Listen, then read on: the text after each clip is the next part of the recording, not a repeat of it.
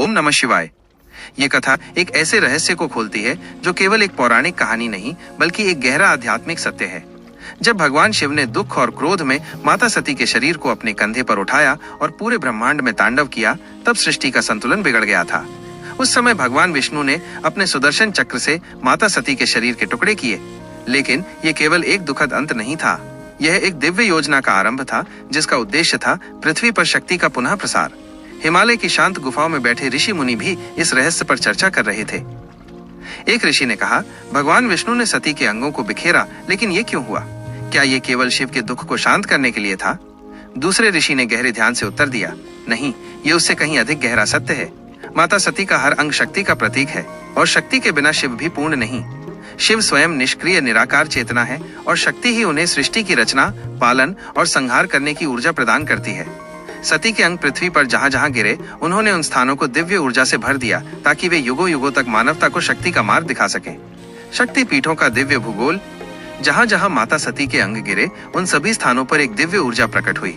ये स्थान आज शक्तिपीठ कहलाते हैं। ये केवल भारत में ही नहीं बल्कि पड़ोसी देशों जैसे पाकिस्तान, बांग्लादेश, नेपाल और श्रीलंका में भी फैले हुए हैं। शास्त्रों और पुराणों में 51 प्रमुख शक्तिपीठों का वर्णन मिलता है, जबकि कुछ ग्रंथों में इनकी संख्या 52 या 108 तक बताई गई है।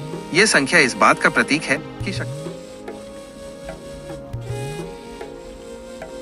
का वास हर जगह है और वो हर रूप में पूजी जाती है। हर शक्तिपीठ की अपनी एक पहचान है। वे एक दूसरे से भिन्न हैं, लेकिन एक ही देवी की ऊर्जा से संचालित हैं। इन पवित्र स्थलों को तीर्थ स्थल से भी बढ़कर माना जाता है, क्योंकि यहाँ साक्षात देवी का वास है। शक्ति और भैरव, दो रूपों का मिलन। हर शक्तिपीठ पर देवी का एक विशिष्ट रूप पूजित है और उनके साथ एक भैरव का भी वास है। भैरव भगवान शिव का ही एक प्रचंड रूप है।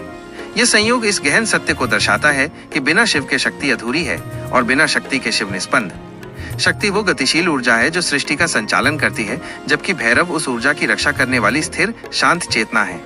उनका मिलन हमें ये सिखाता है कि शक्ति का उपयोग तभी लाभकारी होता है जब वो चेतना और विवेक के साथ हो। शक्तिपीठों में देवी और भैरव का साथ में वास करना इस ब्रह्मांडीय सत्य को प्रमाणित करता है। वे दोनों मिलकर उस स्थान की रक्षा करते हैं और भक्तों को शक्ति और ज्ञान दोनों का आशीर्वाद देते हैं। भक्ति और साधना के केंद्र। शक्तिपीठ केवल देवी के शरीर के अंग गिरने के स्थान नहीं है, बल्कि ये भक्ति, विश्वास और साधना के जीवंत केंद्र हैं। यहाँ हर शक्तिपीठ की अपनी एक विशिष्टता और लोक कथा है। कामाख्या धाम, असम, यह सबसे प्रसिद्ध और शक्तिशाली शक्तिपीठों में से एक है। यहाँ देवी का योनि क्षेत्र गिरा था, जो सृष्टि और प्रजनन का प्रतीक है। यह मंदिर तंत्र मंत्र और आध्यात्मिक साधना का एक प्रमुख केंद्र है। तारापीठ, पश्चिम बंगाल, यहाँ देवी का नेत्रगोलक गिरा था।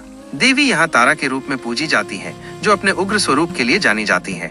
भक्त यहाँ मोक्ष और सिद्धि प्राप्त करने के लिए आते हैं। काली घाट, कोलकाता, यहाँ देवी के दाहिने पैर का अंगूठा गिरा था।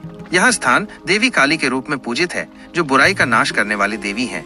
वैष्णो देवी, जम्मू, ये भारत का एक और महत्वपूर्ण शक्तिपीठ है जहाँ देवी का सिर गिरा था। माता वैष्णो देवी एक गुफा में निवास करती हैं और अपने भक्तों को साक्षात दर्शन देती हैं।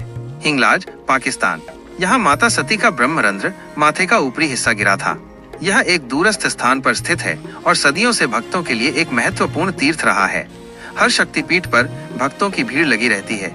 लोग लंबी लंबी कतारों में खड़े होकर अपनी मनोकामनाओं और दुखों को देवी के चरणों में समर्पित करते हैं। यहाँ की हवा में एक अलौकिक शांति और ऊर्जा का अनुभव होता है। अविनाशी शक्ति और शाश्वत प्रेम का संदेश। शक्तिपीठों का महत्व केवल उनके इतिहास में नहीं बल्कि उनमें निहित गहरी आस्था और विश्वास में है। ये मुझे ये सिखाते हैं कि सच्चा प्रेम और सम्मान कभी नहीं मरता, वो रूप बदलकर फिर से प्रकट होता है। माता सती का आत्मत्याग एक दुखद अंत नहीं था, बल्कि ये शक्ति के एक नए अधिक व्यापक रूप का आरंभ था।